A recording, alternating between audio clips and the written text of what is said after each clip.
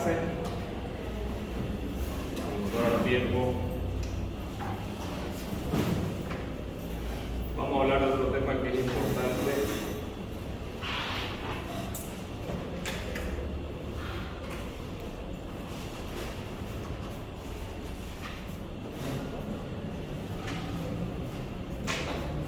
Bueno, antes de hablar del tema, siempre a mí me gusta poner un poquito de lo que es la vida del médico, porque yo le pregunto quién aquí sabe nadar.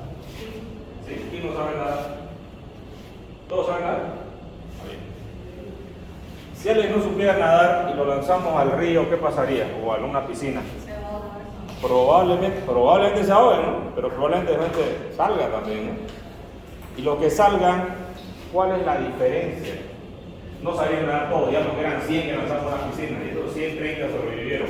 O sea, salieron, no sabían nadar, pero por instinto sobrevivieron. Ese 30%, ¿qué les pasó en ese momento? Una adaptación, ¿no es cierto? El miedo, no sé, el instinto, pero nadaron y sobrevivieron. Normalmente nosotros estamos preparando para que ustedes vayan a luego atender pacientes, ¿no? A trabajar como médicos, y dentro de los médicos tenemos la responsabilidad legal, ¿ya? Que siempre es importante tenerla en cuenta.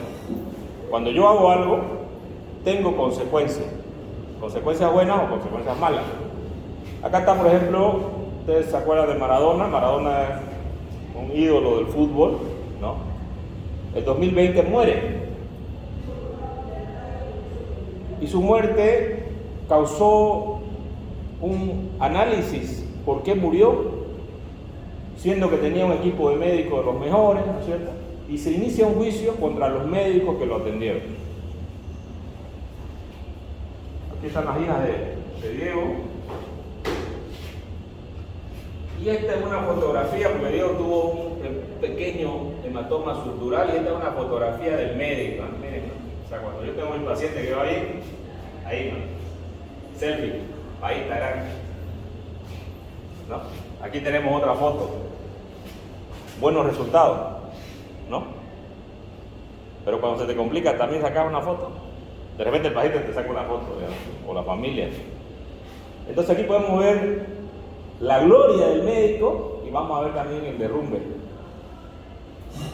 Entonces este médico, neurocirujano, joven, ¿no? Ustedes lo ven ahí en la fotografía. ¿Por qué decir operarlo a Maradona? De hecho, alguien lo llama, porque ahora ya se sabe todo. Alguien lo llama y le dice, mira, operarlo a Diego, vas a salir en todas las portadas del Clarín, ¿no? Ya el periódico más grande de Argentina es el Clarín, ¿no es cierto? Entonces, claro, que lo opera, ¿no? Hace una cirugía excelente y se saca una foto. ¿Cuáles son los tiempos quirúrgicos del paciente? Tenemos un preoperatorio, un intra y un post. Cuando es una cirugía de emergencia, evidentemente lo hacemos todo rápido, operamos al paciente y después tenemos que vigilarlo, ¿o no? Sí.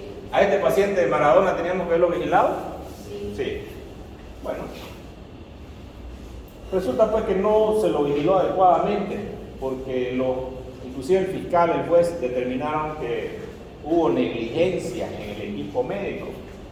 De hecho, buscaron los WhatsApp de todos, como todo está escrito, en prueba.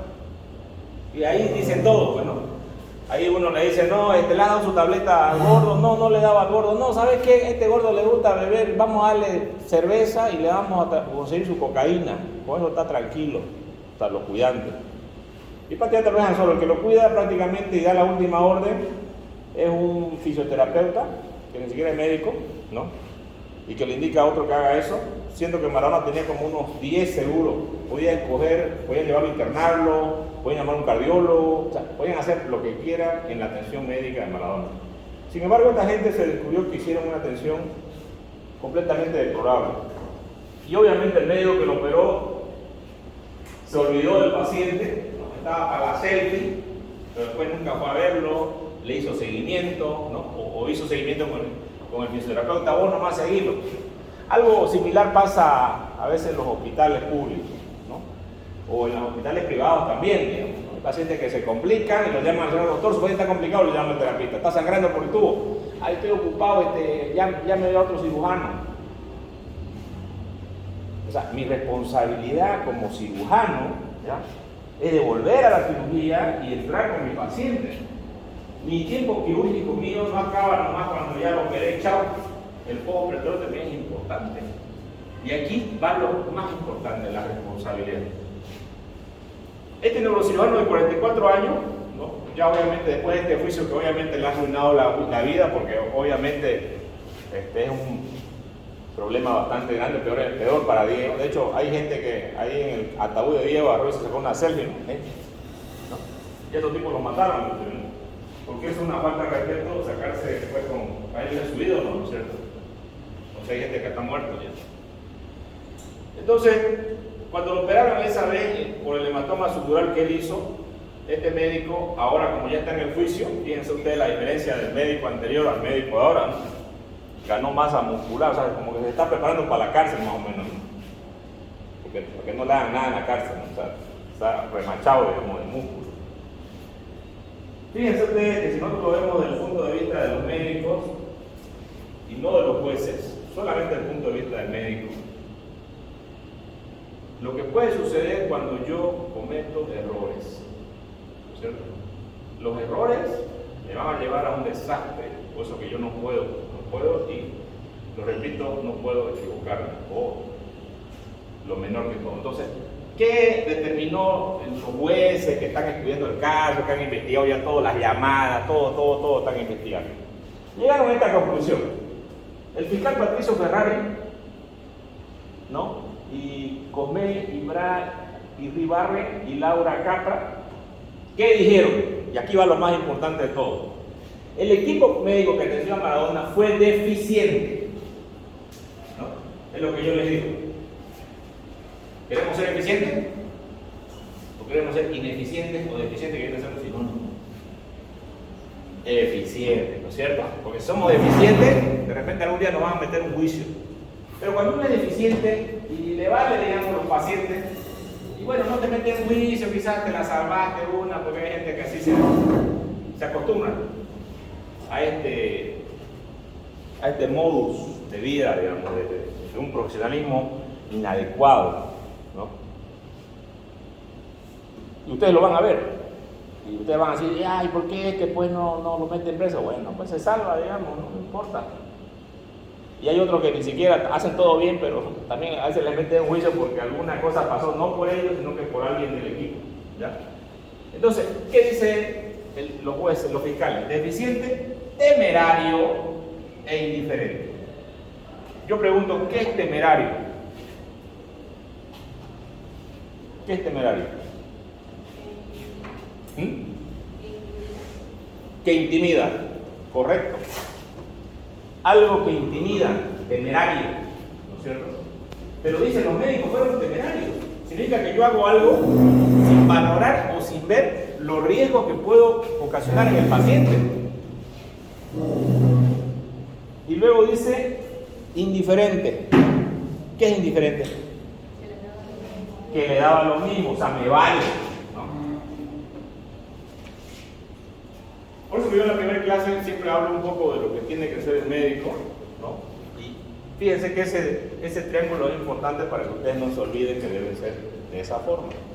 El médico que no le importa el paciente y le importa el dinero, nunca lo va a ver al paciente como un paciente, no lo ve como dinero. Y ese es un error. No digo que no se debe cobrar, claro, sí se cobra. Yo a mí me encanta cobrar, pero cuando yo hago mi trabajo adecuadamente. A mí me hablan, por ejemplo, doctor Velázquez, venga a ver un paciente para operarlo. Me quiero operar el apéndice, ya yo voy y lo valoro, para mí no es quirúrgico. Y le digo, no es quirúrgico, miren, estos laboratorios están bien, no tienen leucocitosis y el dolor que tiene probablemente sea un problema del músculo psoas, una zoitis, ¿no? Le ves una tomografía y con la tomografía veo y evidencio que no hay apendicitis y es una zoitis. Y no lo opero. Y obviamente con una consulta, ¿no?, que puede costar 300, 500 bolivianos. Sin embargo, la clínica no me vuelve a hablar más. Porque para ellos no es negocio que venga un médico, haga un diagnóstico y no opere un paciente, porque ellos cuando se opera, ellos ganan, ¿no? Gana el médico también que llamó, gana la clínica, ¿no? Ganan todos. Sin embargo, este médico que hace las cosas bien, tampoco gana, porque si yo lo operara, también ganara, digamos, ¿no? O sea, una cirugía X probablemente me costaría ganar unos 5.000 bolivianos, probablemente, ¿no? Para mí. 5.000 a 500, pero yo voy a ver ese paciente si en realidad es quirúrgico o no es quirúrgico. No voy a ganar en realidad el dinero, no. El dinero, si no es quirúrgico, pues no lo puedo operar, ¿no es cierto? Solamente por ganar, ¿ya? Entonces, ¿qué es lo que dicen ellos? Que este tipo de médico no lo atendió adecuadamente, este médico fue indiferente, estos médicos fueron temerarios, o sea, no le dieron su medicación y él murió por una insuficiencia cardíaca no controlada, no se dieron cuenta. Y obviamente tienen toda la evidencia ellos porque en los chats se mandan aquí, se mandaron todos los chats y se identificó todo, ¿no? Y obviamente ahorita están en juicio todos estos médicos que creo que han salido del juicio el otro día, son todas estas personas acá que están en el juicio, entre ellos está su fisioterapeuta que era el que ordenaba y mandaba todo, ¿no? Entonces, esto nos dice una sencilla explicación, resumido. Tenés que hacer las cosas bien. Si no, no seas médico. Y para hacer las cosas bien, tengo que tener conocimiento y tengo que tener habilidad. ¿Ya? El cirujano no acaba su trabajo cuando está en el quirófano, sino que tiene que ver un poco. Que a veces puede ser inclusive hasta de varios meses. ¿Ya? Eso es importante. Bueno, vamos a hablar hoy día de lo que son la selección y uso de materiales de sutura. ¿Ya? Como ustedes se han dado cuenta en los que han hecho la disección, la transficción, algunos me han disecado, tengo una creo que o dos, o sea, lo que he visto hasta ahorita, no se puede ser que haya más, pero que han hecho una disección de la vena fantástica, porque no han lesionado el músculo, el pulmón. Sin embargo, otros se lo comieron el pulmón como... O sea, bueno, la idea era hacer la transmisión, en realidad yo lo voy a calificar la transmisión. La transmisión está bien, pero también no era para recuperarlo. O sea, si tuviéramos la vida real, digamos, por eso es importante la simulación, fíjense ustedes. Digamos que tenemos un quirófano, y yo le digo, a ver, haga esa transmisión, y ustedes empiezan a lesionar el pulmón. El pulmón va a empezar a sangrar, y el pulmón sangra hartísimo. Todo eso, esa pleura que ustedes han lesionado, ¿no? Lo que han lesionado, si fuera lo real, sangraría, pero masivamente, y ese sangrado masivamente tendríamos que parar, inclusive tenemos que parar la cirugía. Entonces la disección tiene que ser, como dice, no lesionar otra estructura. Si yo diseco la vena, no voy a lesionar la pleura, no. Creo que una o dos me han hecho una disección, pero así bien fina, ¿no? Los demás le han metido al pulmón ahí, se lo han comido, le han tirado como si estuvieran haciendo una autopsia, más o menos. Yo sé que ustedes vienen de hacer autopsias aquí con el doctor Rebol, ¿no? Pero nosotros los cirujanos tenemos que disecar con precisión quirúrgica. Yo no puedo ir a ligar, cuando saco una vesícula ligo el cístico, la arteria cística, la vena cística. No agarro y ligo el colédoco, porque si ligo el colédoco, el paciente se va a poner histérico. No ligo la porta, ¿no? Porque si ligo la porta, ¿qué pasa? El paciente se muere. ¿Por qué se muere? Porque todo el flujo entra al hígado, ¿ya? Entonces, para que yo haga una buena disección, obviamente tengo que tener ciertas habilidades que las vamos a desarrollar. No digo que lo que le hicieron al pulmón, bueno, está pésimo. Al fin, la transmisión lo hicieron bien. Pero seamos más delicados, ya, bueno, en lo posterior. Ya, solamente eso es para una pequeña recomendación. ¿Por qué es importante usar los materiales? ¿Ya? Porque los materiales, ustedes algunos me dicen, doctor, mi pizza no cierra. Obviamente ese material está mal, pues. Si no cierra, está mal. Y obviamente aquí vienen las calidades, ¿no? Las calidades. ¿Qué es la calidad? La calidad será importante. La calidad, por ejemplo, hablemos de comida. Por ejemplo, un pollo que, bueno, que es rico, digamos, que a alguien le gusta comer, digamos, qué sé yo, el pollo campeón, digamos, que es caro, pero bueno, que es rico y nunca falla generalmente. El sabor, lo cocen bien, el arroz, la atención, quizás todo. La calidad es eso. todo ese conjunto de cosas. La rapidez también vas a comprar y te lo dan rápido. Pero de repente me voy allá a Patolandia, no sé, uno de esos que venden sus pollos también, más barato inclusive, ¿no? Y de repente, ahí se juega suerte sin blanca, ¿no? Compramos unos 4 cuartos y lo que comen de los 4, uno le da diarrea y vómita. Y se intoxica porque uno de esos pollos probablemente esté mal procesado, contaminado, ¿no? Entonces, cuando uno va a esa comida, pues como que juega una suerte sin blanca. Entonces la calidad no es buena, ¿no es cierto? Lo mismo se valora la calidad de los médicos, ¿no? La calidad de los médicos tiene que ver en la atención que le hacen al paciente, ¿ya? Y obviamente aquí se valoran resultados, ¿ya? Si yo digo, yo soy el mejor médico, porque ni un paciente se me ha muerto. A ver, ¿cuántos pacientes opera el doctor Grande? No, pero ninguno. ¿Cómo no se me va a morir? No opera nada. Entonces, tiene que haber un número, una serie de casos para poder decir ese médico sí tiene cierta calidad en su atención.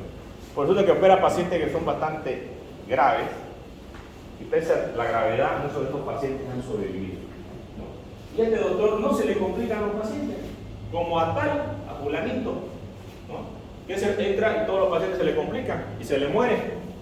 Y obviamente por eso también los médicos son muy investigados. Ambrosio Paré, un cirujano francés, fue el primero en hacer una ligadura, ¿ya?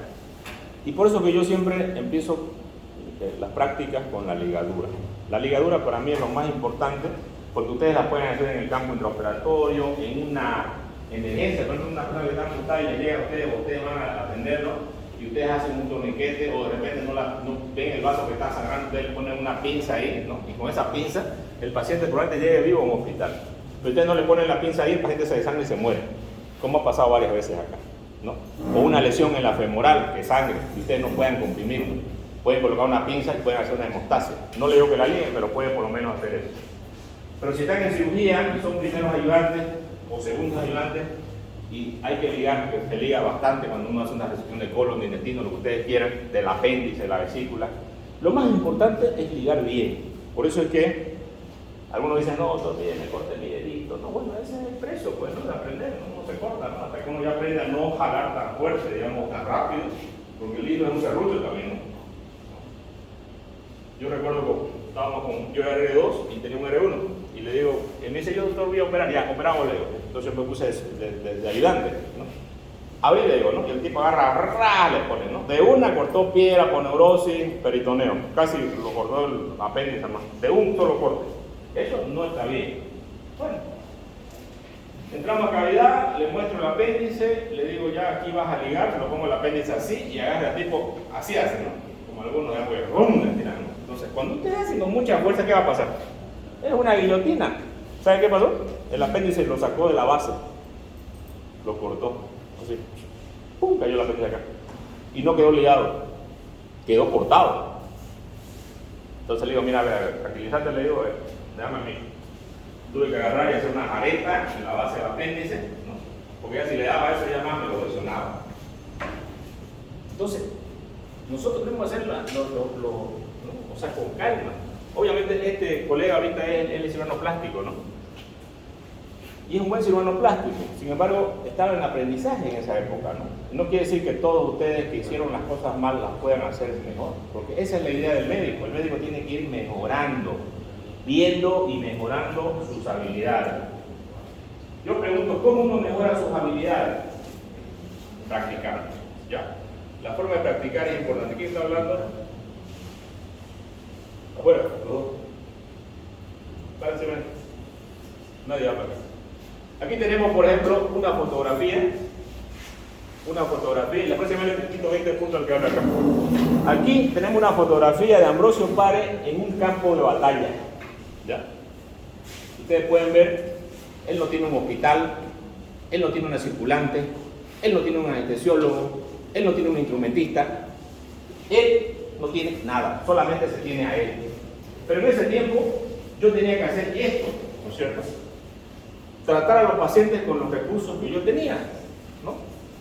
A eso se llama adaptación, ¿no? Yo al comienzo de la clase, cuando no estaban ustedes, yo pregunté, ¿quién sabe nadar? ¿Quién no sabe nadar acá? Levante la mano. ¿Todos saben nadar? Todos. Vamos a ir a la piscina. A ver si saben de verdad. Si 100 personas no saben nadar y las lanzamos a una piscina, de esas 100 personas probablemente 30 sobrevivan, o de repente 20%.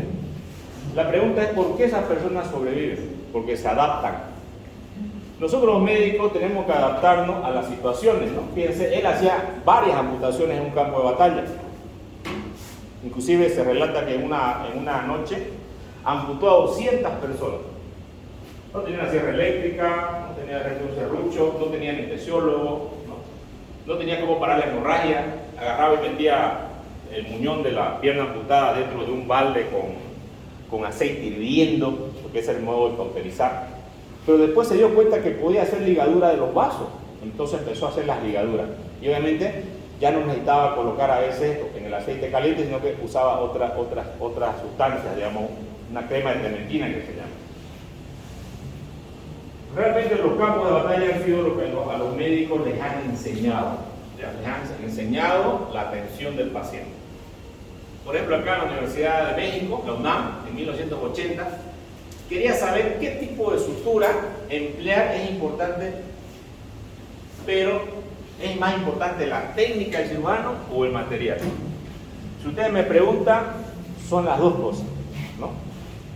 Por ejemplo, un colega operó hace muchos años una paciente en una clínica, en una ciudad bariátrica, ¿no? Y para que la paciente no gaste y él cobre más, usó hilos para la sutura por una ciudad bariátrica, que lo que le hacen es un pequeño estómago y le anastomosan, ¿no? Y él lo hizo con abierta en realidad, así. En ese tiempo se hacía abierta, ahora se hace la laparoscopia. Y él usó unos hilos vencidos. Y obviamente su técnica fue bien. Sin embargo, los hilos vencidos se rompieron. ¿Y en qué derivó esto? En que el paciente haga una fístula, gaste, y se quede en el hospital 6 meses, en el hospital japonés. Inclusive ahí tuvimos que intervenir, yo tuve que intervenir con un procedimiento que se llama VAC, que es un sistema de aspiración, y la paciente se llegó a cerrar la fístula en 6 meses. Pero como tuvo tanto tiempo internada, se agarró una infección intrahospitalaria y murió de una neumonía. Si ustedes ven todo este problema, ¿dónde empezó? En el material de sutura. Si el material de sutura que haya usado haya sido un material adecuado, no hilos vencidos, ¿no?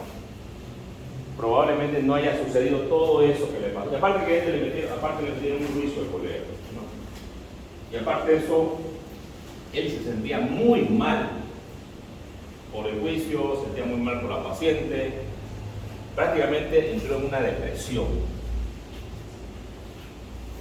El cirujano que es un buen cirujano va a saber que todos los detalles de una cirugía se los debe cuidar. En este caso, la selección del material que ustedes van a utilizar es muy importante. Los materiales de sutura. De hecho, los sobres de sutura que ustedes utilizan, siempre hay que ver la fecha de vencimiento, ¿no es cierto? El cirujano tiene que valorar la tensión del hilo, ¿no? Tiene que ver el grosor del hilo, y si ve que es un material inadecuado, pues no hay que usarlo.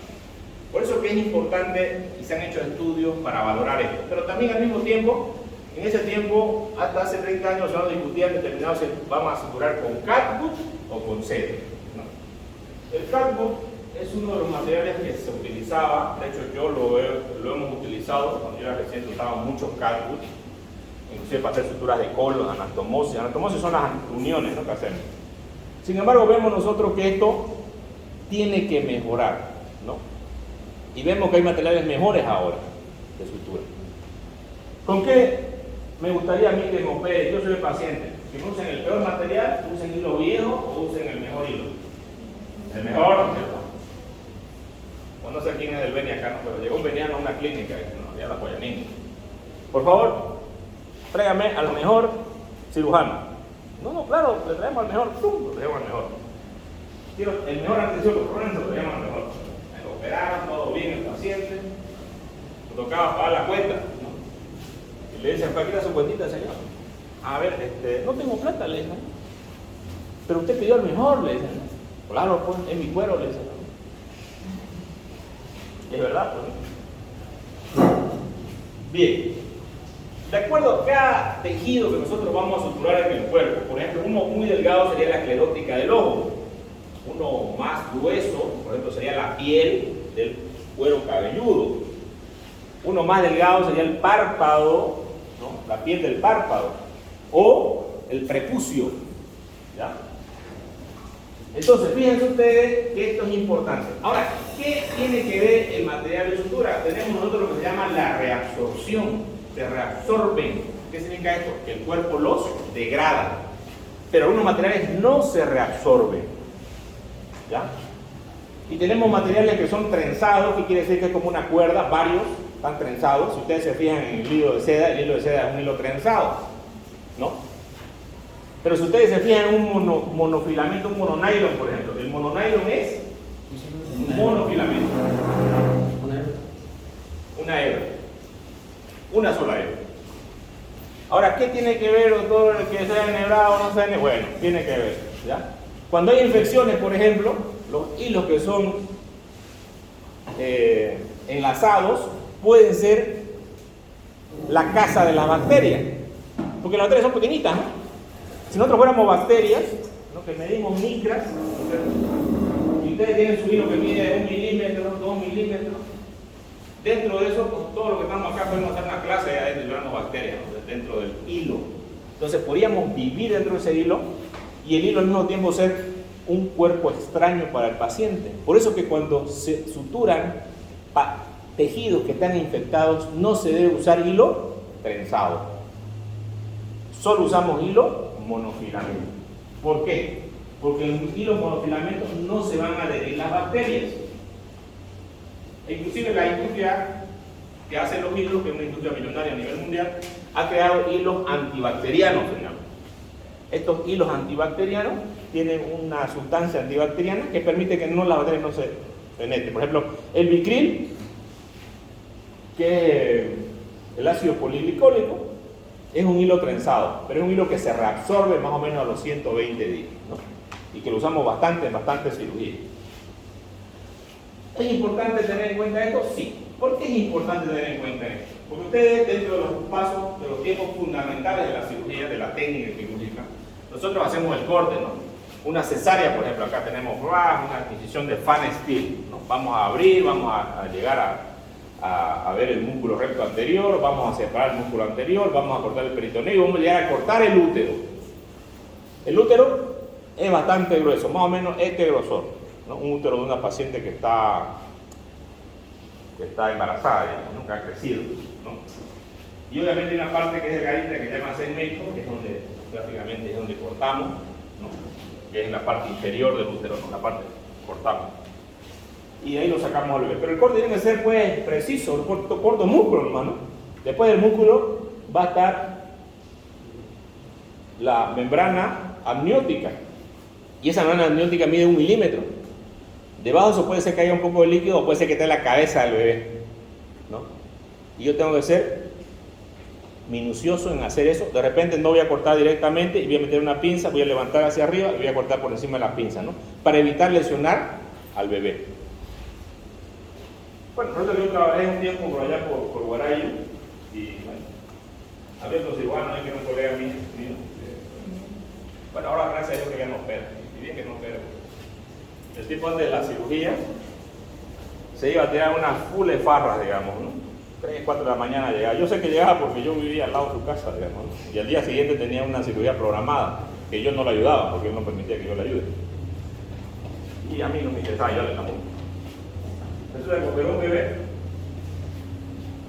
a una señora. El bebé salió con su cortadita en la frente. O sea, suturaron a la paciente, suturaron al bebé también, la frentecita.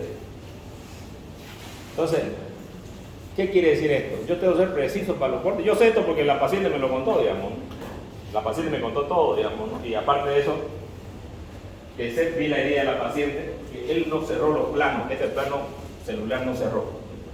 Entonces, la grasa que nosotros tenemos por debajo, ¿cierto? Si yo no la cierro, ¿qué va a pasar? Se va a hundir, ¿no? Y la señora, ya le habían sacado los puntos todos y me decía, mire doctor, ella se levantaba y prácticamente se hundía toda esta cicatriz, ¿no? Era como si fuera una boca. Estéticamente se veía feo. Entonces me dice, mire doctor, que no sé qué, más acá. Mire, hay que volver a operar, hay que cerrar el dolor cutáneo. Sí doctor, pero yo no quiero que me opere ese doctor que me operó. No tiene que operarlo, nunca. Nosotros tenemos que hacer bien los procedimientos porque los cirujanos, ese es nuestro... De eso es lo que van a hablar. No es que ahí andemos en TikTok, ¿no? Haciendo propaganda de que operamos y no operamos. El paciente va a ser el que va a recomendarlos a ustedes. Ese doctor me salvó, ese doctor es bueno, ese doctor atiende bien, y otro paciente lo va a recomendar, ¿no? La recomendación normalmente va de los pacientes, ¿no? Bueno, no digo que no hagan su TikTok, así hagan también si quieren, ¿no? Pero obviamente cuando ustedes hagan su TikTok y tengan altos pacientes y lo hagan mal, obviamente que también por el TikTok van a salir los pacientes diciendo, ese doctor mira cómo me dejó sonriendo, digamos, ¿no? O le cortó la frente a mi bebé. Entonces, vamos de nuevo a lo mismo. Tenemos que hacer las cosas bien. Lo que pasó con el bebé.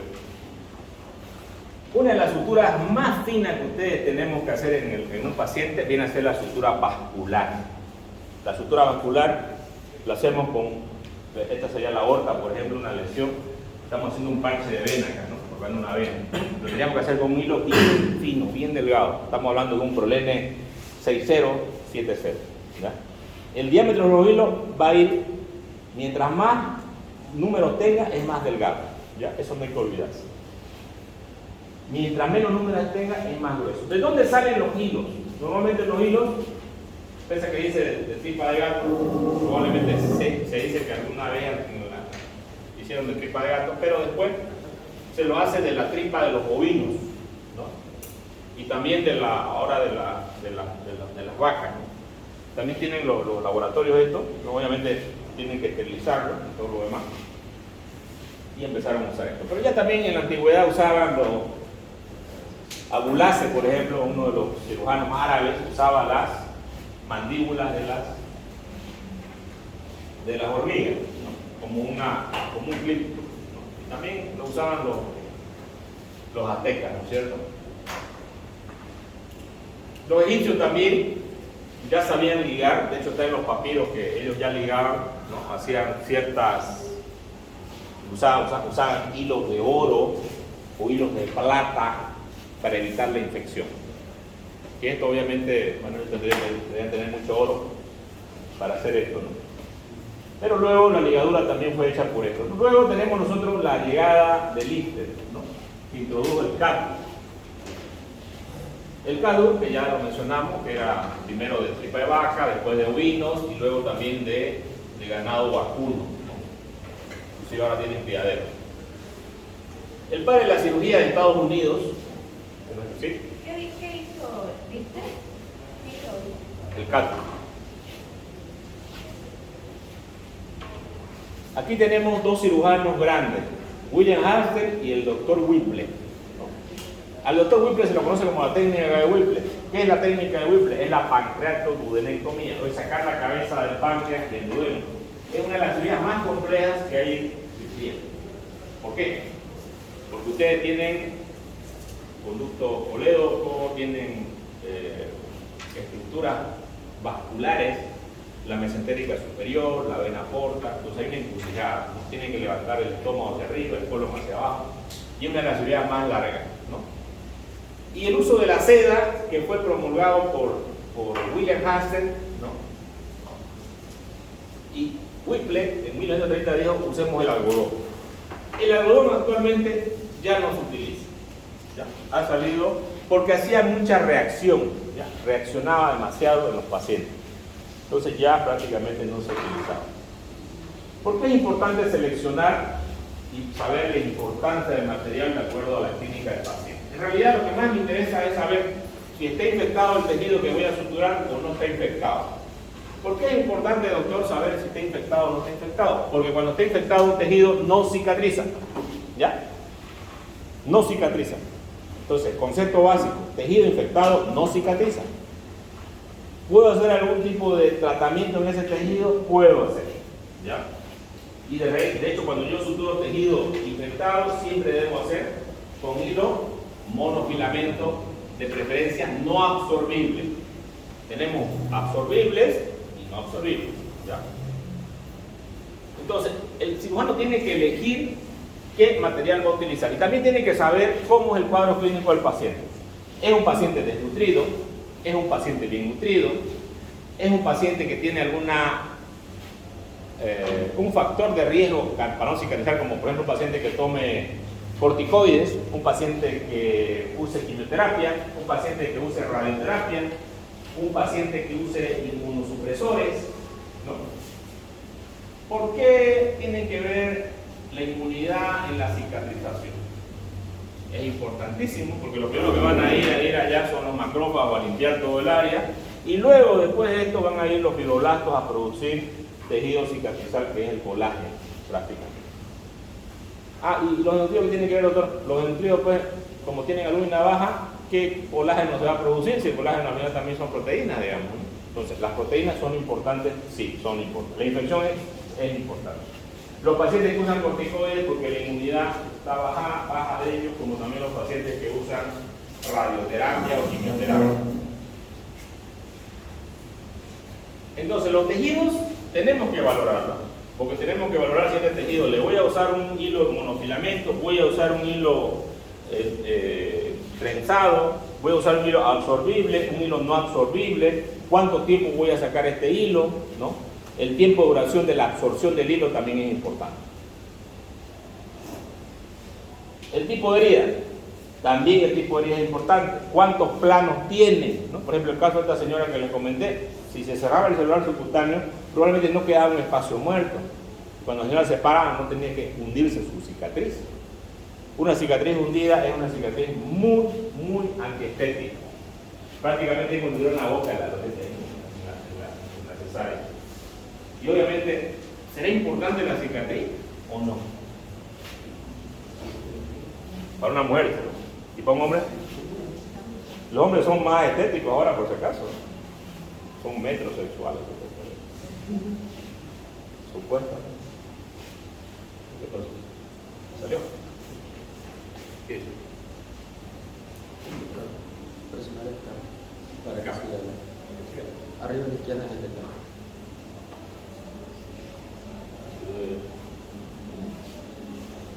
Bien, respuesta ística. La respuesta ística son los macrófagos que van a ir a la herida a limpiar esa herida, a sacar el material contaminado, a destruir estas bacterias. Y obviamente cuando tenemos un hilo trenzado, va a quedar dentro del hilo trenzado las bacterias.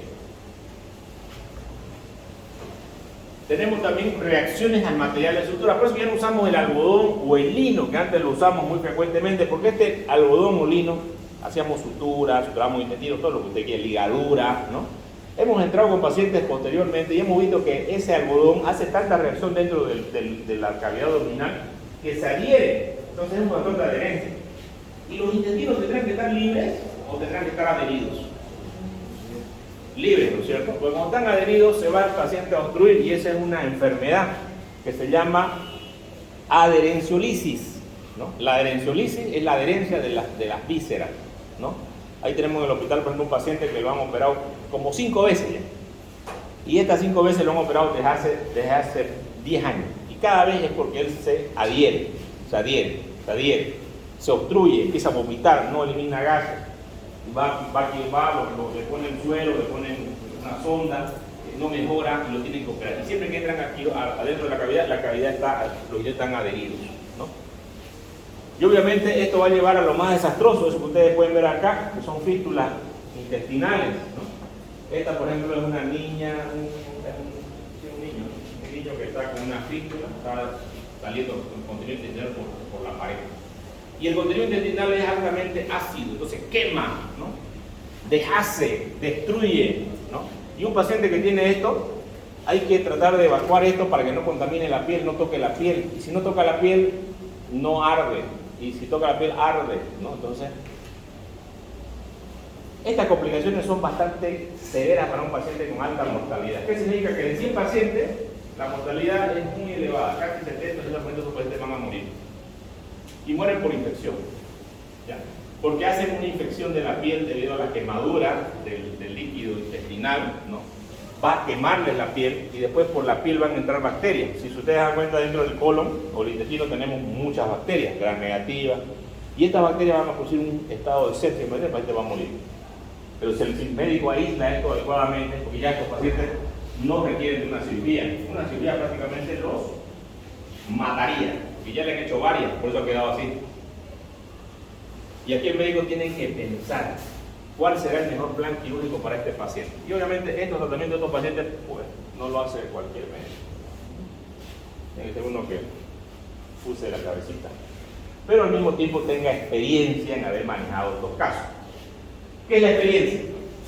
La experiencia es haber, no, yo voy a pillar a un interno que es de la católica, tengo 3 ahorita ahí en el japonés, y me alegré de los 3 porque 3 eran mi alumno, y bueno, ya voy a estar en medio internado, ¿no? Que uno lo vemos ahí, oye, ¿qué haces? ¿Tú no traes otra vez, doctor, cada 3 días? Mire, estoy sufriendo, ¿no? ¿Qué le contarías aquí a los estudiantes? Hay unos estudiantes que estaban ahí, ¿no? No vengan acá, a menos que quieran aprender y quieran desvelarse.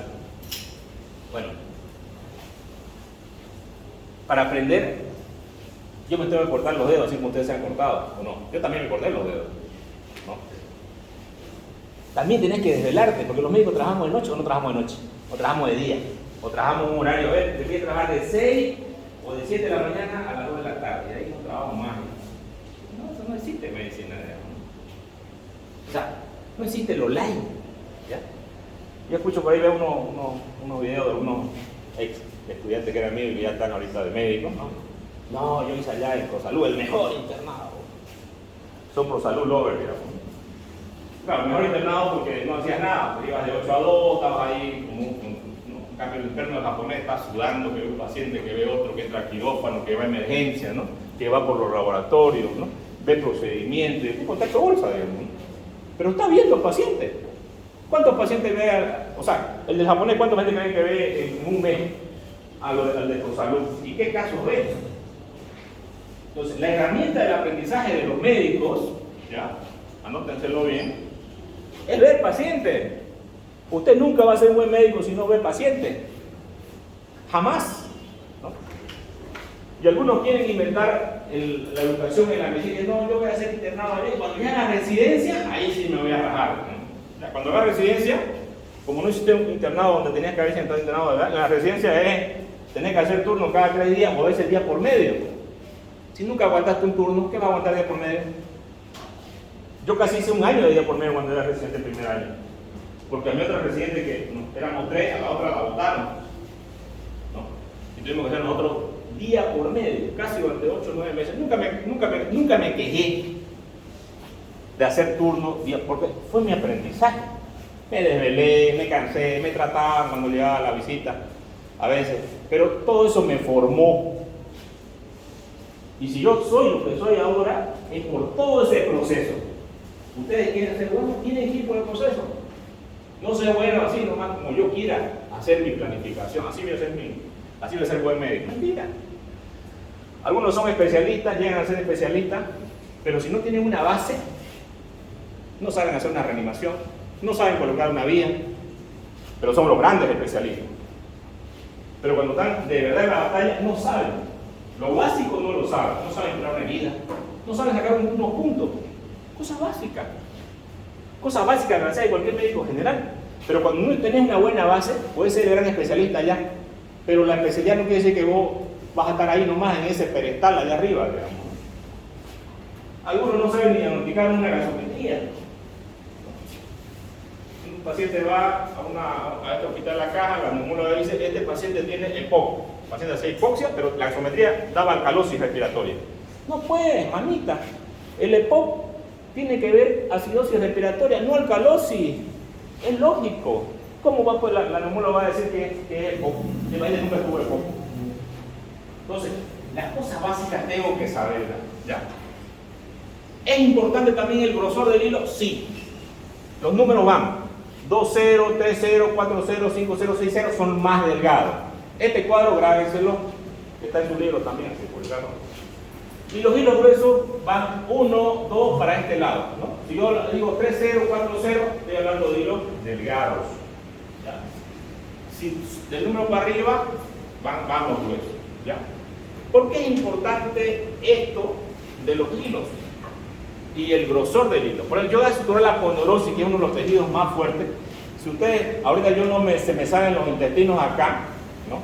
Es porque mi aponeurosis está evitando que salgan, no mi músculo, mi aponeurosis. Entonces, yo suturo la aponeurosis con un hilo grueso, porque hay presión intraabdominal. ¿Cuánto es la presión intraabdominal? 8 centímetros de agua. Y esta presión intraabdominal va a hacer que yo me viscere. ¿Ya? Entonces, yo tengo que suturar con un hilo grueso. Un hilo 2 puede ser. ¿No? Pero ¿qué pasa si yo suturo con un 3-0? Probablemente me viscere. Entonces, es importante, ya hablamos de la contaminación, ¿no? Cuando yo tengo un tejido contaminado, pues no voy a usar un hilo trenzado. ¿Cuáles son los hilos trenzados? Biquín, seda, no los tengo que usar. ¿No? Tengo que usar hilos monofilamentos, ¿no? Y si puedo usar absorbibles, absorbibles. Aquí ustedes ven una tomografía en un corte axial, donde pueden ver ustedes que hay aire, ¿no? Hay neumoperitoneo, ¿no? Entonces aquí yo veo aire, ¿no es cierto? Ya, y obviamente cuando abrimos al paciente vemos un tejido que está completamente necrosado. Si yo quiero traducir esto a la fisiopatología, un paciente que está séptico, taquicárdico, taquinédico, leucocitosis, leucopenia, ¿no? Un paciente que está en mal estado. Si yo le hago una gasometría a ese paciente, va a estar con una acidosis metabólica grave. ¿Qué es una acidosis metabólica grave? pH menor de 720, ¿no? Y este paciente, probablemente, si no se opera, va a empezar a hacer falla de múltiples órganos, ¿no? ¿Qué es la falla de múltiples órganos? Que se va a fregar el riñón, el pulmón, ¿no? Y el paciente luego va a morir. Entonces, ¿cuál está causando toda esta infección en el paciente? El intestino necrosado. Como médico, ¿qué tiene que hacer? Tiene que ir a extirpar este tejido necrosado. Y si usted como médico agarra y dice, el paciente está mal, mejor lo cierro nomás, ¿será que el paciente va a mejorar? No, ¿no es cierto? No va a mejorar. Si usted no saca el factor que está causando, nosotros decimos foco, pero no foco de esta calle. Foco es un tejido que está necrosado y que está matando toxinas a todo el cuerpo. Entonces tengo que hacer la extirpación de este tejido. Y para eso voy a usar, en ese paciente, por ejemplo, haría una anastomosis del intestino, con un estado malo del paciente, hipotenso, con droga vasoactiva, ¿no es cierto? Tóxico, séptico. ¿Haría una anastomosis, una unión? No, no la haría. ¿Por qué no la haría? Porque el riesgo de dehiscencia es alto. Y yo tengo que valorar el paciente. ¿Y qué es el paciente? Lo más importante, ¿no es cierto? Lo más importante es el paciente. Entonces yo tengo que hacer una ostomía, sacar hacia el exterior. ¿Por qué una ostomía? Porque no voy a tener una dehiscencia de sutura. ¿Cuánto es la probabilidad que tenga una dehiscencia de sutura en un paciente en estas condiciones? Alta, 90%. Pero yo tengo que tomar conducta y yo digo no. Pero yo soy el mejor cirujano. No es que seas el mejor que hagas la mala técnica, sino que tenés que elegir el tejido que vas a suturar. Este tejido no se debe suturar. Como algunas heridas que están infectadas. Algunos pacientes nosotros no las suturamos la herida, porque está tan infectada que esa herida tiene que quedar abierta. Inclusive el abdomen tiene que quedar abierto, o el tórax tiene que quedar abierto. No tengo que suturarle en una primera instancia. ¿Por qué? Porque si yo lo suturo, la infección va a permanecer. Debo lavar la herida, curar varios días, a veces hasta una semana, y luego cerrar los tejidos. Cuando yo tenga tejidos limpios, ¿ya? También otro problema que ya dijimos, pacientes desnutridos, pacientes con corticoides, quimioterapia, radioterapia, son pacientes que van a tener también problemas y el médico tiene que analizar el caso. Doctor, ¿usted lo que en tejido infectado se utiliza un nylon absorbible o no absorbible? Cualquiera de los dos se puede utilizar, pero monofilamento. ¿Cuál es un monofilamento absorbible? Solamente la polidioxanona o el monocril, que son los últimos hilos que han aparecido. Esos hilos son monofilamentos, pero se reabsorben. Pero si usted no tiene ese hilo porque no tiene plata, puede usar el prolene. Por ejemplo, el prolene es un hilo monofilamento, pero es no absorbible, o sea, va a permanecer en el paciente. ¿Ya? No le causa reacción. Los hilos monofilamentos son inertes. inertes, como los materiales. Por ejemplo, si usted le colocan una, bueno, que no le coloquen, ¿no? Pero una prótesis de cadera. ¿Qué es la prótesis? ¿No le causaría reacción? Porque tratan de ser inertes, ¿no es cierto? Pero obviamente las prótesis, cualquier tipo de prótesis puede también dar infecciones, ¿ya? A largo plazo. No es frecuente, pero pueden albergar infecciones porque en el momento de la cirugía alguna bacteria quedó por ahí, ¿no? Y esa bacteria queda como que en suspensión, así, ¿no? Y luego, en un momento cuando el paciente se inmunodeprime, puede hacer un absceso. Es raro, pero puede pasar. Y aquí está el número de los hilos, ¿no?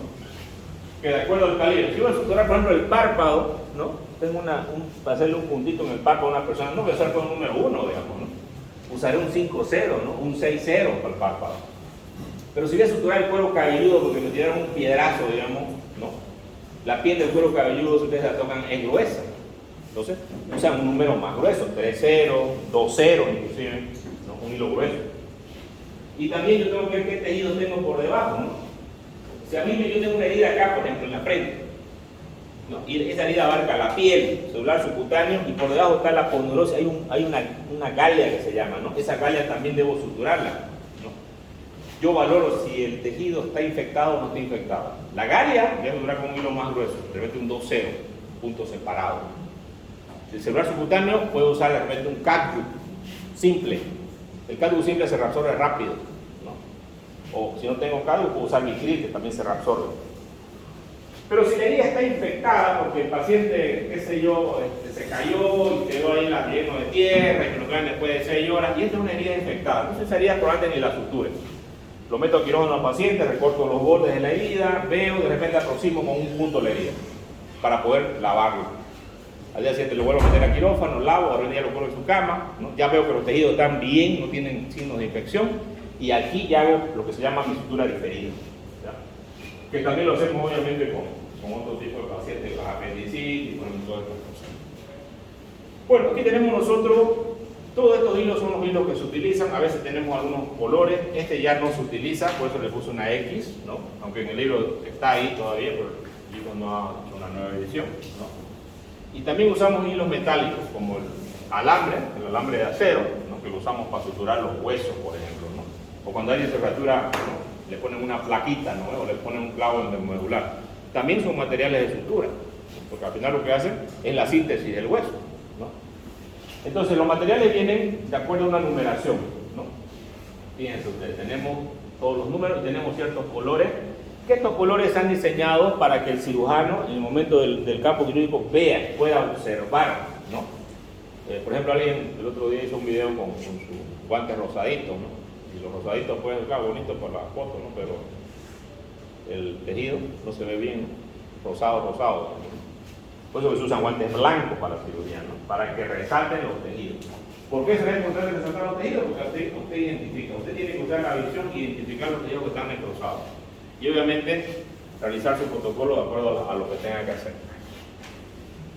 Por ejemplo, en una cirugía de ginecología donde voy a abrir el útero, yo usaría un hilo catgut crómico, número 0 o número 1, ¿no? Grueso para suturar el útero. Pero ahora también algunos cirujanos usan el ácido poliglicólico, que es parecido al Vicryl, o la poligratina 910, ¿no? O de repente para suturar el esternón de un paciente, puedo hacerlo con Vicryl 1. De repente sí lo puedo hacer, pero no es lo adecuado, ¿no? Y lo hago con hilos de acero. Aquí ustedes pueden ver los hilos de acero de una esternotomía, de un paciente que le han hecho una cirugía cardíaca, ¿no? Hay que abrir el esternón, porque me da bastante campo, pero tengo que suturar con hilo de acero. ¿Ese hilo de acero se queda? Sí. ¿Se reabsorbe? No.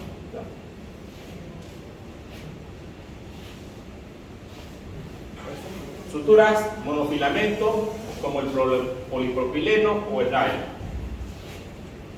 El nylon es un hilo que usamos para suturar piel normalmente, pero ¿podemos usar polipropileno? Sí. ¿El polipropileno para qué lo utilizamos? Generalmente para fijar mallas para una hernia, ¿ya? El polipropileno.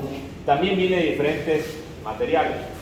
También podemos usar el polipropileno para suturar vasos, ¿no? Pero obviamente un hilo bastante delgado. Para aponeurosis también lo puedo utilizar. Si yo tengo una peritonitis, por ejemplo, que he lavado la cavidad, estaba llena de pus, llena de heces, lavé todo, y quiero suturar la pared, no es aconsejable usar un bicril.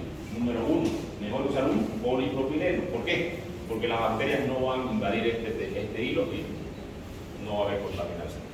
Pero si voy a hacer una circuncisión, por ejemplo, ¿qué voy a usar? ¿Un problema? No, usaría un hilo absorbible rápido. Por ejemplo, tenemos el catwood. ¿Ya? Catwood simple, 5 días. El catwood cromado, un tiempo más largo, entre 14 días, un poquito más, ¿no? de absorción. Entonces, si voy a suturar una episiotomía, que es el corte que se le hace cuando una mujer va a tener un bebé, para que salga de la casa del bebé, hago un corte. Entonces, haría puntos con catwood, ¿no? ¿Por qué el catwood? Porque el catwood no lo voy a retirar y porque el catwood se reabsorbe rápido, ¿ya? Lo mismo que en la circuncisión que se hace a los niños o también se hace a personas adultas. Aquí tenemos la cuestión de los hilos, absorbibles, no absorbibles. Absorbibles naturales, absorbibles sintéticos. ¿Qué significa naturales? Que vienen de un animal, ¿ya? El catwood simple viene, ya dijimos, de la vaca y de la oveja, también el catwood crómico. El catwood simple se resuelve más rápido, el catwood crómico tarda más. Sintéticos son los que se hacen en el laboratorio. Tenemos el ácido poliglicólico, la poliglacina 910, la polidioxanona, poligliconato, poliglicopreno. Y no absorbibles, tenemos el vegetal, el algodón y el hilo, que ya no se utilizan.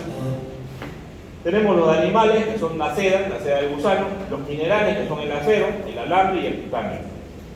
El titanio, por ejemplo, las ligaduras, las clipaduras se hacen con titanio. Las suturas mecánicas que tenemos para suturar intestinos también se hacen con grampas de titanio, ¿ya? Los sintéticos tenemos el nylon, el poliéster, el polietileno, el polipropileno y el polibus. Todos estos hilos de acá no absorbibles, ¿ya? Naturales del reino animal, catwood, derivado de la submucosa intestinal de bovinos y bovinos, la seda de la fibra proteína del gusano del Bombyx mori, el reino vegetal algodón derivado de la fibra de algodón, el lino derivado de la fibra de lino y reino mineral tenemos el acero inoxidable y el alambre, aleación de hierro y cobre. Alambres de plata, grampas de titanio, los sintéticos ya dijimos, aquí varios sintéticos. Bien, en cirugía abdominal, ¿para qué cirugía abdominal? Aquí tenemos una sutura de intestino, ¿no? Que estamos haciéndola con seda, lo podemos hacer con bicril, lo podemos hacer con catwood, ¿no? Con varios materiales. Acá tenemos una sutura mecánica, ¿no? Aquí están cortando el estómago, por ejemplo, esta es una cirugía bariátrica donde está quedando el estómago acá más pequeño. Y acá ustedes pueden ver las grampas, 3 filas de grampas, ¿no? Entonces lo que hace acá es meter una guía y hace esto, ¿no? Y al mismo tiempo que hace eso, lo corta en 2. Una fila de 3 grampas acá y una fila de 3 grampas acá. Y luego voy a pasar una cuchilla por el medio. Entonces, al mismo tiempo que suturo, corto. Y lo puedo hacer todo el estómago. Si el estómago fuera esto, por ejemplo, el largo del estómago, ¿no? Prácticamente al suturar, divido en 2. ¿Ya? Y está suturado.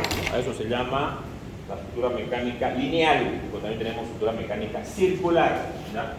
Normalmente después la sutura la vamos a hacer con hilo. De hecho, nosotros hacemos una práctica de sutura de intestino.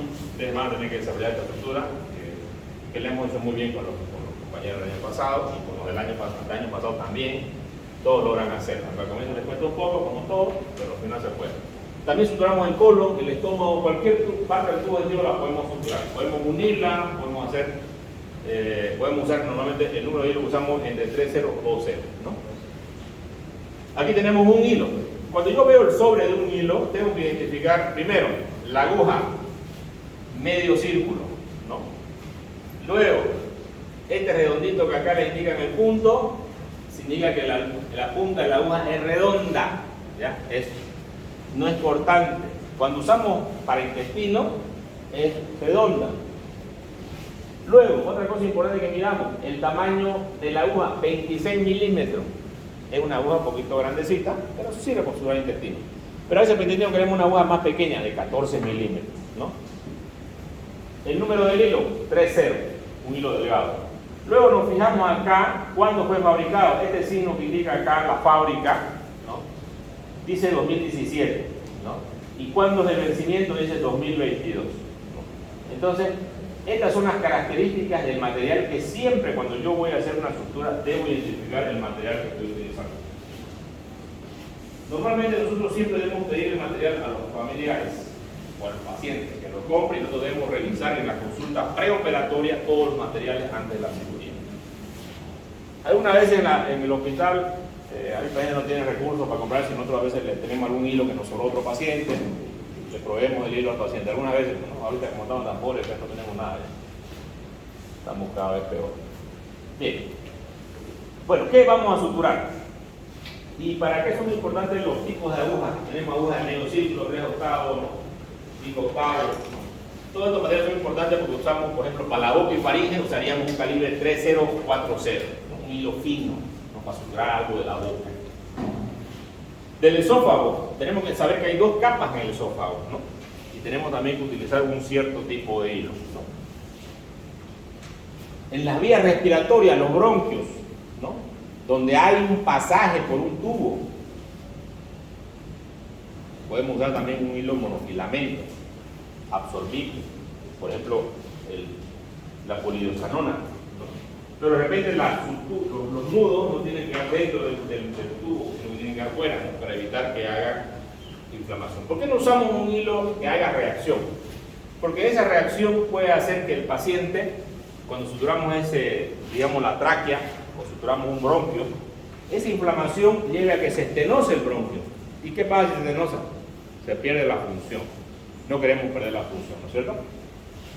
También los genitales femeninos suturamos con cálculo, los genitales masculinos también usamos cálculo crónico 3.0.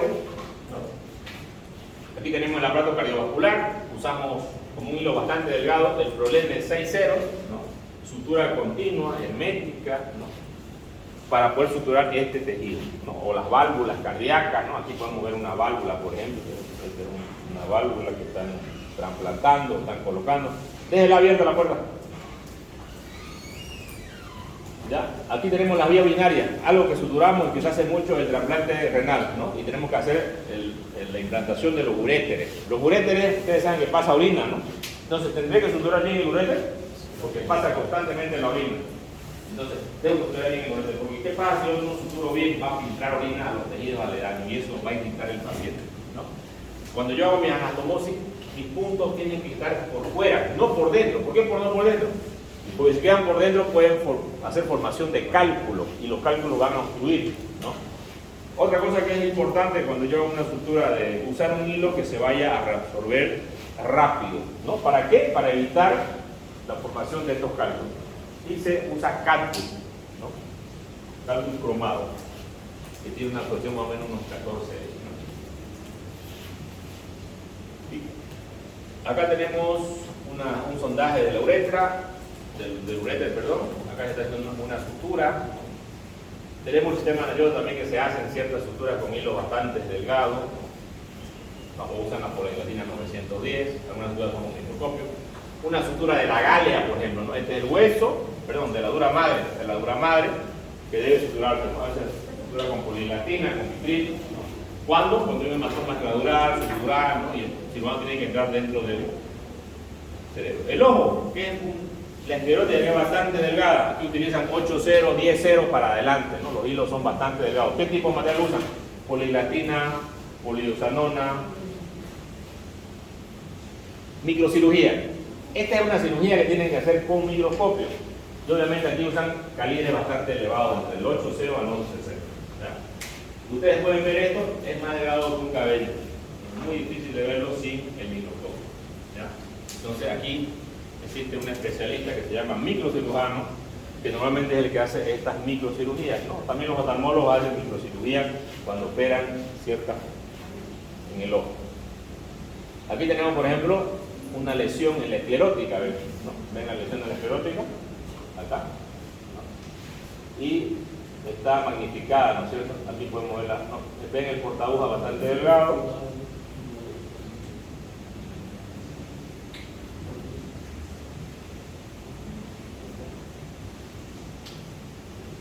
Aquí podemos ver bastante fino, están haciendo la sutura.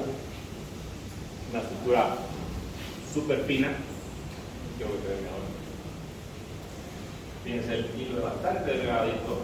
Imagínense ustedes tener la habilidad de poder hacer esto. Obviamente todas las habilidades, pero todas se las desarrollan, ¿no? Esto es entrenamiento, hasta que uno logra desarrollar la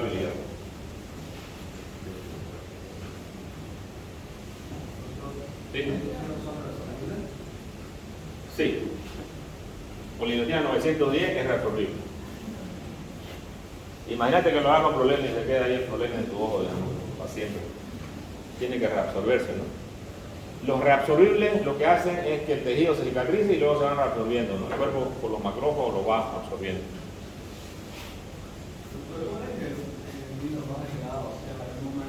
11-0. Mientras más alto, más delgado. Mientras más alto, más delgado. Mientras más bajo, menos delgado. Fíjense ustedes, ya está acabando la sutura, ¿no? Un punto separado. Fíjense que el portaguja es bastante minúsculo, no es el que tienen ustedes, ¿no? Si yo les doy un material para que ustedes, digamos, suturen material inapropiado, pues no es lo adecuado, ¿no? Aquí tengo que estar con un microscopio, tengo que estar con un separador. Fíjense que tiene un separador ahí, ¿no? Fíjense que ya está terminando, ¿no? Fíjense que ya no se ve casi nada. Abajo está la otra lesión, arriba está cerrando ya la otra capa.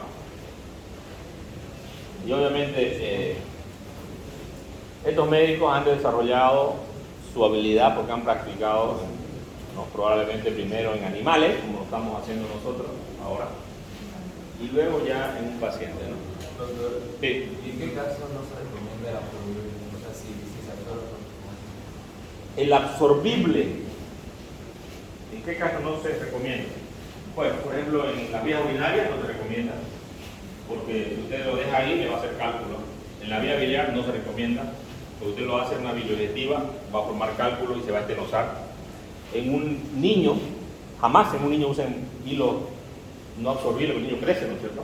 Si le hace una altura de intestino con un problema, el problema no se va a resolver nunca, va a quedar ahí, y el niño se va a obstruir, ¿no? Entonces esas son las condiciones cuando no podemos usar. Aquí es importante que veamos la infección de la herida y cuándo vamos a suturar una herida y cuándo no la vamos a suturar, o cuándo tenemos que abrir la herida, ¿no? Es importante que nosotros miremos los apósitos, miremos las heridas de los pacientes. Cuando una herida no cicatriza, presencia de cuerpos extraños, ¿no? Aquí, por ejemplo, les voy a comentar algo de un paciente que operamos cuando yo era recién el primer año. Vino un cirujano externo y operamos una apéndice que estaba con pus. El chico era un paciente gordito. Bueno, venía, lo dimos de alta, le damos la herida abierta, ¿no? Y bueno, lleva una semana y por la herida, roja la herida. El celular rojito, bonito, limpio, pero adentro salía pus. Venía el otro día y salía pus.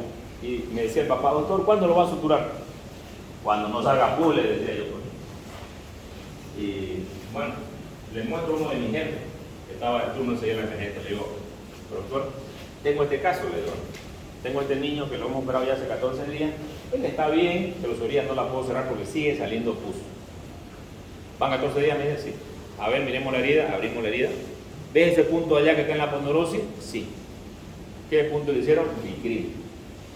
Ese es el cuerpo extraño. Son los cuerpos extraños, micril. Pero como ya llevan 14 días, ya el tejido había cicatrizado de la ponderosis. Entonces cortamos los hilos, retiramos los micriles y prácticamente ya al día siguiente el paciente vino y ya no salía pus de la herida. Entonces cerramos la herida, el celular se en la piel con los filamentos, ¿no? Entonces, ¿esto qué quiere decir? El multifilamento no se debe usar en heridas contaminadas. ¿Es importante la aproximación de los tejidos? Sí. Si voy a suturar la vía biliar, la vía urinaria, ¿no? Las arterias, ¿no es cierto? ¿Será que una arteria puede dejar que fistuliza ahí la arteria? No, sale sangre. Entonces tengo que tener hermeticidad cuando haga esto. ¿Dónde utilizo materiales absorbibles? En la vía biliar, vía urinaria. ¿No? La pregunta que le hacía. Calibre, obviamente, va a depender del grosor del tejido. No voy a hacer una sutura con un problema número 1 en vía biliar, digamos. Primero porque no se la va a reabsorber, y segundo porque es muy grueso. Y al meter la aguja voy a lesionar el tejido. También existen los puntos capitonados, como estos acá, que no se puede cerrar, se puede hacer en ciertos puntos para aproximar la herida o no han perdido cierta cantidad de piel, ¿no? Los puntos de musgo. Tenemos las agujas quirúrgicas que también son importantes. ¿Por qué son importantes las agujas quirúrgicas? Porque facilitan la operación. Cuando usamos en intestino, debemos usar agujas con punta roma, redonda. Cuando suturamos la piel, debemos usar punta cortante o triangular. Y tenemos también otras puntas más derivadas de esta. ¿Por qué es importante esto? Porque yo no voy a lesionar los tejidos y no voy a producir necrosis e infección, ¿no? Con una aguja inadecuada puedo causar daño al paciente. También es importante la licencia de las heridas, que viene a ser la apertura de las heridas y la fuga o fístula, hemorragia, que son complicaciones bastante severas. ¿Qué complicaciones tenemos nosotros en el postoperatorio inmediato por la parte de cirugía? Fístulas intestinales y hemorragias, ¿ya? Y yo con eso debo entrar rápidamente con el paciente. Y eso va a pasar porque yo no hice una técnica hermética, no hice una técnica adecuada. Pero también puedo usar otro tipo de hilo, ¿no? ¿Las agujas de qué material son? Las agujas son de material de acero, ¿ya? ¿Qué partes tienen? Un ojo o ensamble donde se mete el hilo, un cuerpo y una punta. Normalmente ahora nosotros tenemos agujas ya que vienen ensambladas, vienen ya en sobre y vienen ensambladas estas agujas. Tienen una propiedad que vienen estériles, ¿ya? Es una propiedad importante. Entonces, los sobres vienen con un hilo que tiene cierto tamaño, el hilo, a veces lo dice 75 centímetros, mide este hilo de acá, ¿no?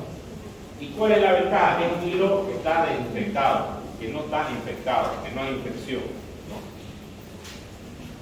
Y son más fáciles para que el cirujano pueda desarrollar la habilidad. En cambio, los otros hilos que se usan cuando se carga, ¿no?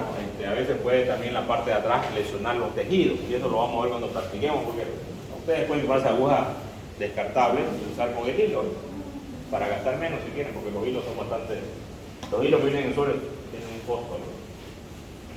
Y recuerdo los hilos y a la marca van a ver también varias marcas. Hay marcas que son marcas Patito, ¿no? Marcas Chachito, ¿no? Pero son hilos, agujas que ustedes quieren, ¿verdad? No pasan, o sea, no funcionan, son ineficientes o se rompen, ¿no? Entonces eso es importante tener en cuenta, ¿ya? Tenemos, aparte de las agujas que son triangular, rectangular, tenemos las triangulares y tenemos las trapezoidales. Tenemos el sentido longitudinal y también tenemos el sentido curvo, redondo. Los redondos es para que nosotros podamos hacer mejor el movimiento de la mano, ¿no? Y aquí tenemos que practicar con la muñeca, ¿no? ¿Cómo se debe cargar una aguja? Aquí está, siempre no debe pasar de la aguja para allá, ¿ya? Debo hacerlo en el tercio posterior, 2 tercios internos, ¿no? 2 tercios internos, ahí se agarra la aguja, ¿no? Y el portaguja es para dar la aguja, no es la pinza, no es el material, el portaguja es para la aguja, ¿ya? No es con la Kelly, no es con la Kosher, ¿no? Algunos alumnos me dicen, no, yo no tengo para comprarme un porta. No creo que no tengan, de verdad que no creo, ¿no? Y usan su Kelly, ¿no? Porque me dicen, no tengo, y yo lo veo con su Mercedes-Benz saliendo de la carrera del hospital, de la universidad, ¿no? No sé cómo. Fíjense que es importante el material porque yo tengo que practicar el material. Ahora, por ejemplo, en semiología ustedes, me imagino que todos ya tenemos este software. Pero la pregunta es, ¿lo usan? Porque si no lo usan y lo tienen guardado, no sirve de nada. Yo cuando voy al hospital con el cuarto año, a veces revisamos un paciente y le digo, a ver, oculte usted al paciente, le digo, ¿no? Sacan su estetoscopio, empiezan a ocultar. Doctor, no escucho, me dice. A ver, no, anda los otorrino, le digo, ¿no? Este no tapón acá, ¿no? O de repente no ha desarrollado el oído para escuchar el murmullo vesicular. ¿Y por qué no lo ha desarrollado? Simple, no lo practica. Algo que no practicas, te olvidas o nunca lo vas a desarrollar. Lo mismo esto, tenemos que tener un portagujas. No puede ser que no tengamos un portagujas porque vamos a suturar arco, ¿ya? Y un buen portagujas le va a ayudar a que ustedes hagan una buena habilidad. Ya hablamos de la dirección oftálmica, se usan 3/8 de círculo y en algunas otras, como en el corazón, unas cavidades para la válvula, también 5/8. Aquí vamos a ver las figuras. Ya, aquí está lo mismo, ¿no? Depende si es tórax, abdomen, ¿no? Víscera, pleura, ¿no? Peritoneo, el tipo de tamaño de la aguja es importante. La aguja Roma normalmente usamos. Por tanto, usamos en algunos tejidos, piel, celular subcutáneo, aponeurosis a veces podemos usar una aguja redonda. Estas son las agujas. Esta de acá prácticamente ya ahora no he visto mucho que haya, ¿no? Pero nosotros, cuando yo era interno, yo veía todavía que se suturaba con esta aguja, ¿no? Y se puede también, pero ya no hay. La que normalmente tenemos la 3/8 círculo, medio círculo, la más común, ¿no? Esta para cavidades bien, digamos, cerradas, como el corazón, de repente para hacer una estructura de la válvula, porque tengo el drama de la aurícula y darle un punto ahí, ¿no? Medio doblado, y que es muy complicado, déjame darle la vuelta. Cuando yo hago la sutura, no tengo que lesionar el tejido, ¿ya? Porque el tejido lo puedo lesionar si yo soy brusco. Yo tengo que hacer el círculo. Si meto la aguja así, tiene que ir en un círculo. Algunos olvidan que es así, que agarran, le ponen, funciona recta la aguja. Y al hacer esto lesionan el tejido. La que más comúnmente vamos a usar es la del medio círculo para hacer la sutura que vamos a hacer acá. ¿Qué significa un cuarto de círculo? Un cuarto. ¿Qué significa 3/8 de círculo? 3/8. ¿Qué significa un medio círculo? La mitad del círculo. 5/8, 5/8 de círculo. Bueno, de acuerdo a qué se usan las agujas. Medio círculo, cirugía oftálmica. Un cuarto de círculo, cirugía oftálmica, microcirugía.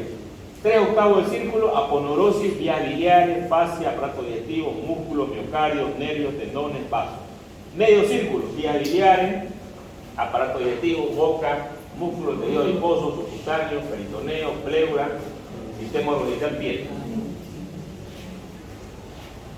Uso de la aguja según su punta. Cortante, cortante invertida. ¿Para qué se usa la cortante convencional? Ligamentos, cavidad nasal, boca, faringe, piel, tendón. ¿Para qué se usa la cortante invertida? Fascia, ligamento, cavidad nasal, mucosa de la boca, piel, vaina tendinosa y el ojo. Punta, triangular. Entonces, cuando ustedes tienen, por ejemplo, si ustedes ven un monofilamento, un mononylon, ahí van a ver una punta triangular, ¿no? Pero no quiere decir que todos los monofilamentos tengan la punta triangular. De repente ven uno que tiene la punta redonda. Eso ustedes van a elegir el material, de acuerdo a lo que van a suturar. Nuevamente acá. Cortante. Usos: piel, boca, ligamentos, faringe, tendones, cavidad nasal. Punta. Aguja punzante. Uso. Fíjense que es diferente, ¿no? Para que entre en el cartílago los bronquios. Bronquios, fascias, ligamentos, periósteo, el hueso, ovarios, vasos que están esclerosados, útero, faringe, tendones, tráquea. Aguja de punta espatulada, como una espátula, ¿ves? Así es la punta, ¿no? Uso: microcirugía y cirugía de reconstrucción oftálmica.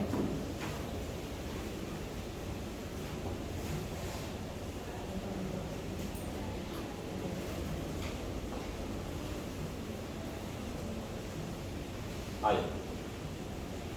Aguja Roma, ¿ven la punta? Redonda. Ligadura de prolapso cervicuterino, riñón, hígado y vaso, ¿no? Esta punta es Roma para no lesionar, no puntuar con una aguja, no.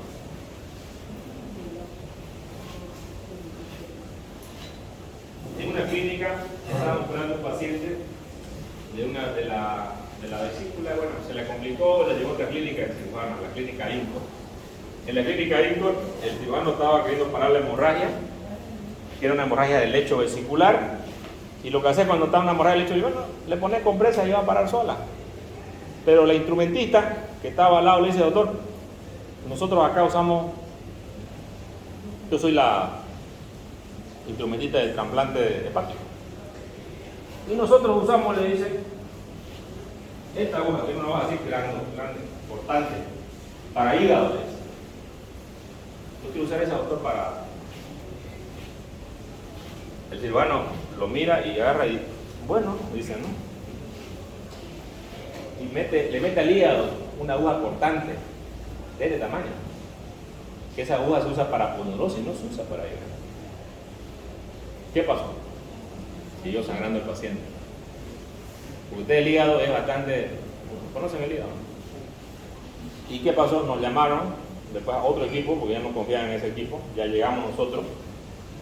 Y este paciente, como le habían dado tan profundo, nosotros paramos la hemorragia en ese momento, hicimos un estudio después para valorar cómo estaba el hígado. Y dentro del hígado, una hemorragia intrahepática causada por estas agujas.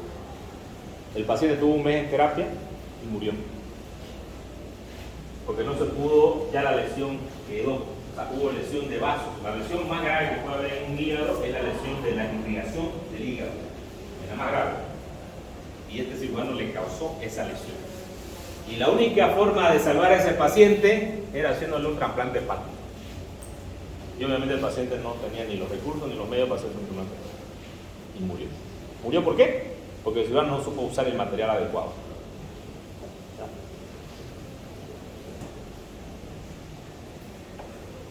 Aguja cortante invertida, fascia, piel, cavidad nasal, vaina tendinosa, mucosa, boca y ligamentos. Aguja cortante de punta triangular, cirugía plástica, piel, tejido grosso, ligamentos, tráquea y bronquios. Aguja usada, aponeurositis, vasos, vías biliares, músculo, fascia, miocardio, dura madre y aparato urogenital. No. Tenemos también acá lo que ustedes hicieron, la transficción, ¿no? Que es el punto. Prácticamente lo hemos practicado. ¿Por qué hacemos este punto? Para que no corra el hilo sin nula o se queda ahí. Ustedes hacen en lugares donde no se puede, una ligadura de repente se va a mover, entonces tenemos que hacer el punto transfixiante. Creamos un punto al vaso y lo ligamos. Eso lo hacemos mucho en cirugía cuando no podemos hacer ligadura y poner, inclusive no podemos poner a veces esta pinza. ¿No? Pero también tenemos otros dispositivos que son metálicos, ¿no? Para hacer la sutura, aquí están los diferentes puntos, que eso lo vamos a practicar. Sutura continua, colchonero, ¿no? Todos los puntos los vamos a practicar. Acá tenemos una sutura de la aponeurosis, ¿no? Bueno, ya saben hacer las ligaduras, los nudos. Aquí tenemos una sutura mecánica, fíjense. Aquí vienen las grampas en todo este sector de acá, ¿no? Y al medio viene una cuchilla. Estas se llaman endoguías, que tienen un alto, ¿no? Son las grampas que usamos en cirugía laparoscópica. Pues con esto vamos a suturar y vamos a ligar. Como ustedes pueden ver acá que está usando, hay dos filas de grampas. Una fila de grampas de 3 grampas acá y una fila de 3 grampas acá. Tenemos también la sutura para piel, las grampas para piel, ¿no? Que podemos hacer puntos con las grampas. Tenemos también los clips que sirven para hacer ligaduras. Tenemos diferentes tamaños, como ustedes pueden ver aquí, amarillo, verde, de más grandes, más pequeños, más pequeños. Tenemos acá la sutura circular, ¿no? Que se usa en cirugía laparoscópica. Acá tenemos una pistola. Aquí está la sutura, que tiene dos partes. Tiene un ambil. Las grampas normalmente están en la pistola acá. Aquí están las grampas. Y el otro es un ambil.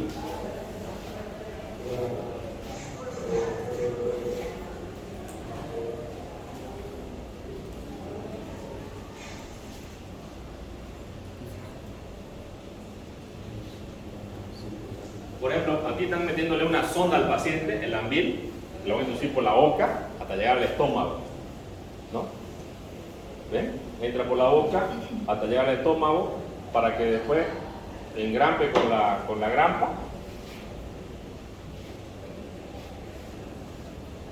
y aquí por la vía abdominal van a hacer un pequeño corte para que salga por el estómago, sale la sonda, la van a sacar hasta afuera, luego van a cortar, se llama ambil este extremo es donde va a engrampar, digamos, se llama ambil, ¿ya? Ese ambil tiene que ir pegado a la pistola. Ahora van a meter la pistola para meterlo dentro de este ambil.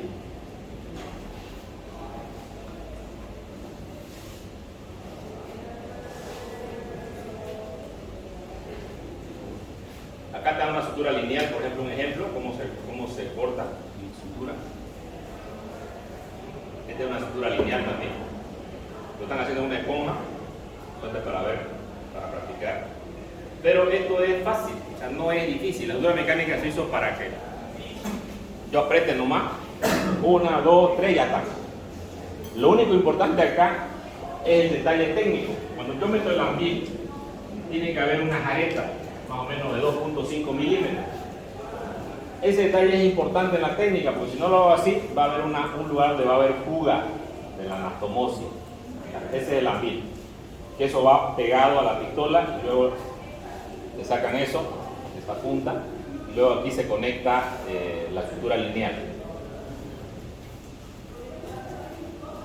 Esa es una TEA, que se llama, que es una sutura lineal también, para profundidades, para cavidades. Ustedes están viendo ahí la cavidad pélvica. De acuerdo al color, tiene un alto la grampa, con 4.8 dice ahí, ¿no? Va a depender del tejido. Esto, digamos, si fuera el recto, estas son bujías para dilatar el recto, también para escoger qué sutura voy a meter dentro del recto, qué diámetro. ¿no? El diámetro es importante.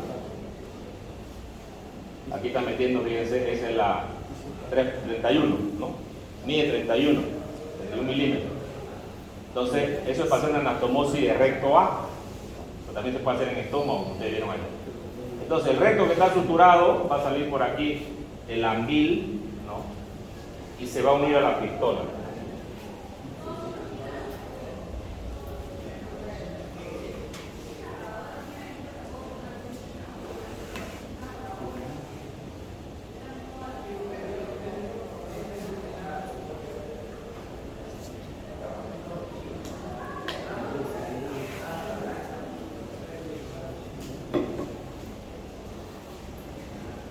Esto puede ser el estómago, el intestino, cualquier estructura que yo vaya a unir. Entonces, aquí se va a unir la pistola.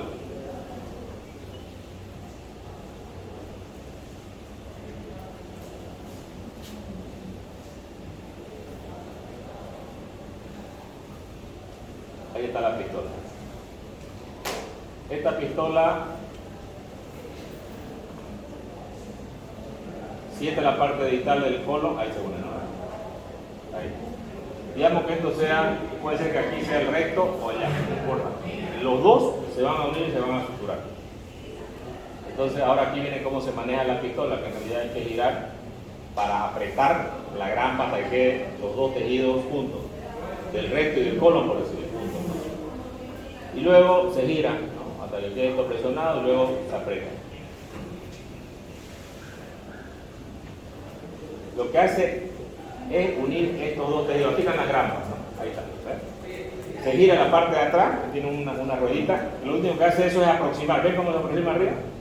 Eso lo que hace es girar y se va aproximando el tejido. Eso es importante que uno sienta el último giro. Aquí marca la distancia. Y también uno sabe la grampa, el tamaño de grampa que es. Una vez que está bien apretado la ruedita, lo único que voy a hacer es sacar este es un seguro y este es el gatillo, ¿no? Y voy a hacer nada más que esto. Obviamente los tejidos tienen que estar bien afrontados. ¿Listo?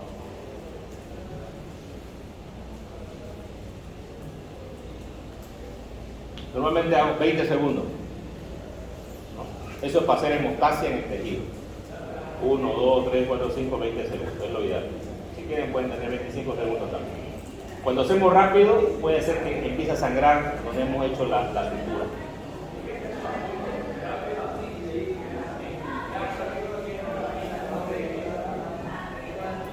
Y obviamente lo que hacen las grampas es salir y sellar eso, ¿ya? Los dos intestinos quedan sellados, se quedan unidos y quedan con 3 filas de grampa o 2 filas de grampa dependiendo la marca del proveedor.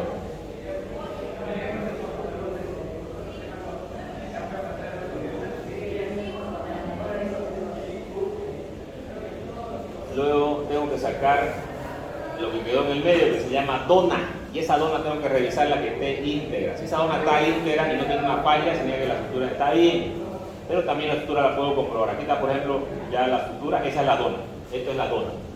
Esa dona tiene que estar, si está esa dona abierta acá, significa que no he suturado bien. Luego yo puedo inclusive introducir líquido o aire dentro de esa sutura y valorar si no hay fuga, ¿no? Si por algún motivo no sale la pistola, significa que hay algún problema. Se ha enganchado, algo pasó, no salieron las grampas, ¿no? Entonces tengo que probablemente rehacer todo y usar otra pistola. Esta mide 31 milímetros.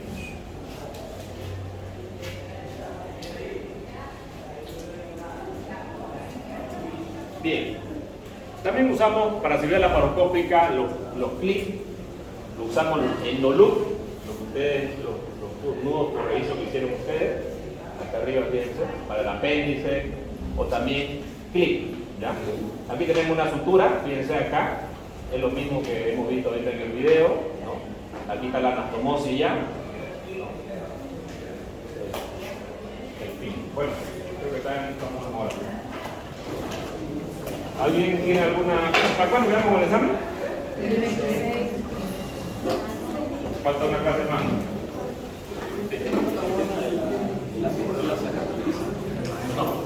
La La pistola se utiliza una sola vez, por si acaso. Una pregunta que hace aquí un compañero. Una sola vez.